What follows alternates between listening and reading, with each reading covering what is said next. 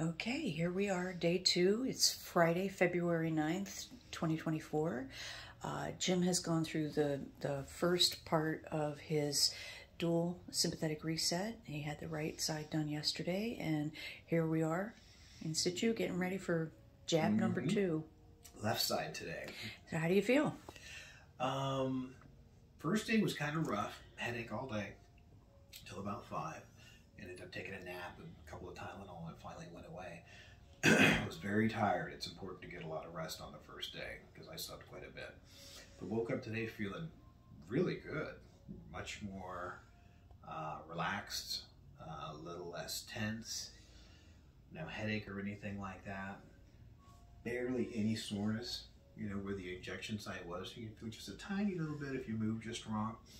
But it's tough to say without more time, you know, going by, but I can say that there seems to be a little less noise in the head, and a little less floating anxiety. I wasn't as stressed on the drive, and it was still the same drive, you know. It wasn't that. They'd have one moment where I kind of got a little freaked out. I was like, oh no, got a surge of adrenaline. That's just driving in DC. That's just driving in DC, and it calmed right down again, you know. And so I'm looking forward to seeing, you know, how things, you know, feel afterwards. But I did wake up. I would say the most noticeable thing is I woke up extremely energetic.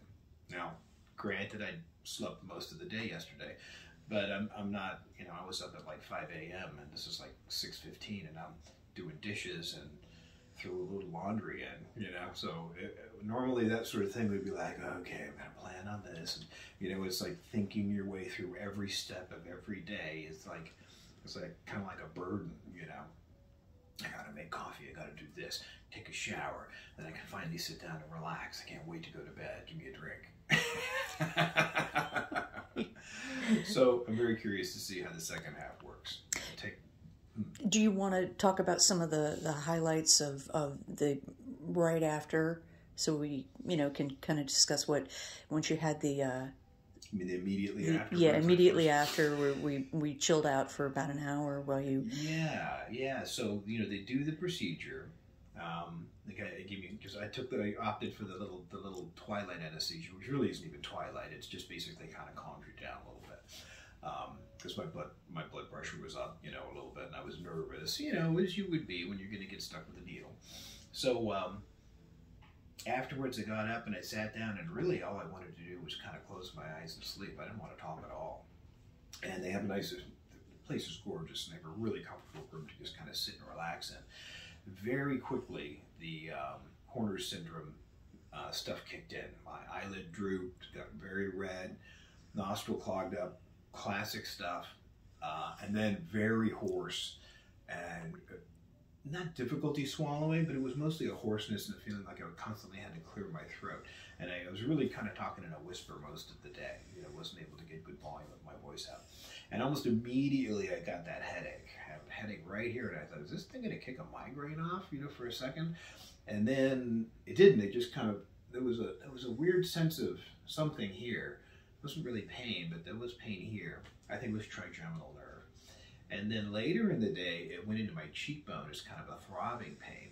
It's about a 2 up here at the beginning, but by about 3 o'clock, my cheek pain was up to about a 5 or a 6. So that's when I took a Tylenol and finally got the nap and woke up with 0 pain whatsoever. But in the immediate aftermath, after we rested, we were hungry, and we thought, well, let's go to breakfast. What was the name of the restaurant? Old Ebbitt's Grill, right up the street. Oh my gosh, it was really great. It's a Washington, D.C. icon. And it's got the oldest bar in D.C., which, you know, unfortunately was breakfast, and I couldn't have alcohol or a coffee even, you know, afterwards. One of the best mimosas I've ever had. I took just a tiny sip, and it was really amazing. And everything was very clear. My vision isn't great, you know, to begin with. You know, I have a lot of floaters. I've had cataract surgery. I've had bilateral retinal detachment. And so normally things are, you know, I could see, you know, but everything was just really crisply outlined. It was very interesting. And you remarked on extra vivid colors and contours and Yeah, vibrancy. not like psychedelic or anything, but everything was just complete. It was an unusual sense of clarity. I imagine it was probably similar to what my patients do say when I adjust their neck. I had a lady just the other day said, all the lights in the room got brighter, you know? And she got up, she was like, wow. And I said, yeah, you can have that effect with that. And also difficulty moving my right arm. It was. I think some of the medication and the nerve roots are right there. You know, so stellate ganglia and nerve root extremely close together. So I think I was getting. It wasn't paralysis or anything, but the arm was very uncoordinated. I had a hard time reaching around behind me, and a bit of a tremor in the left hand. Yeah, so the hands were a little bit shaky as well, and I just didn't want to talk. It was like I'd been up for 18 hours and I needed to sleep now. And we had to do some running around. So by the time I got home, I was wiped out. And so yeah.